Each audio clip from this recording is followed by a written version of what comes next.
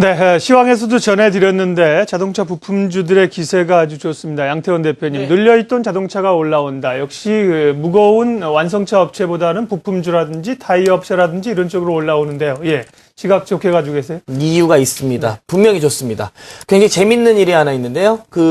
일본 자동차 2위 업체인 혼다라는 업체가 있죠. 네. 이 혼다라는 업체가 전년도에 총 자동차 판매 한 400만 대를 팔았는데요. 우리나라에서는 4,000대도 못 팔았습니다.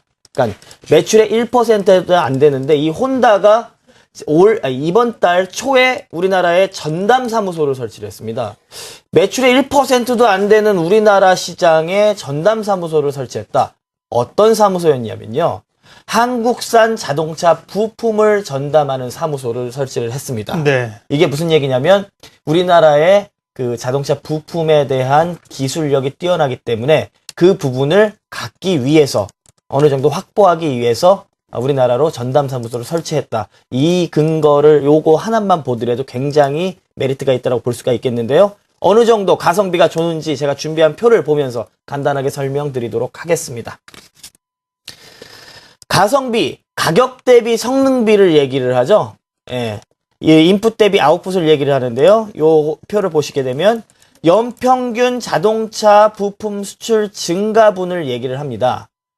지금 표가 아직 안 나가고 있죠? 한국 부품이 일본 부품과 품질 차는 거의 줄어들었고요. 가격 차는 아직도 큰 것으로 나타나고 있습니다.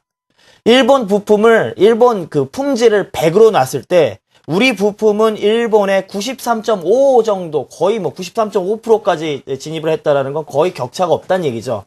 대신에 가격은 87.5% 정도밖에 차이가 나지 않는다. 그러니까 품질은 거의 다 다가섰고 가격은 87.5%밖에 차이가 나지 않기 때문에 이 부품에 대한 메리트가 상당히 많은 상황이고 현대 기아차뿐만 아니고 특히나 유럽산 차들, 미국의 포드라든지 유럽의 BMW 그리고 벤츠 같은 경우가 매년 한국산 부품을 매수를 하고 있는 이 규모가 증가를 하고 있는데요. 10년 평균 24% 정도 연평균 성장률을 보이고 있다는 겁니다. 그렇기 때문에 우리나라의 지금 이런 근거를 토대로 해서 다소 좀 엔화에 대한 부분 영향을 받고도 있지만 실제로 유럽에 대한 모멘텀도 가지고 있는 상황이고 우리나라 자체적으로도 모멘텀을 가지고 있는 상황이기 때문에 연평균 24, 이제 나오네요. 수출 이 정도 되고요. 아까 보여드렸던 것처럼 거의 격차가 없는 수준까지 지금 와 있는 상황이기 때문에 하나 특별히 보시게 되면 중국 같은 경우에는 아직까지는 품질 자체가 75% 정도로 한 4분의 1 4분의 1 정도는 떨어지기 때문에 따라오려면 멀었다라고 보고요. 가장 메리트 있는 부분은 그러면은 싸게 좋은 품질을 가질 수 있는 한국 부품이 아니겠느냐. 네. 이 근거로 해가지고 지금 종목들이 상당히 많이 올라오는 상황이기 때문에 저는 그렇습니다. 이 부분 추가적으로 상승을 할 수 있다라고 보고 있는데 워낙에 지금 좀 많이 올라온 상황이기 때문에 눌림 구간을 이용을 해야 되겠죠.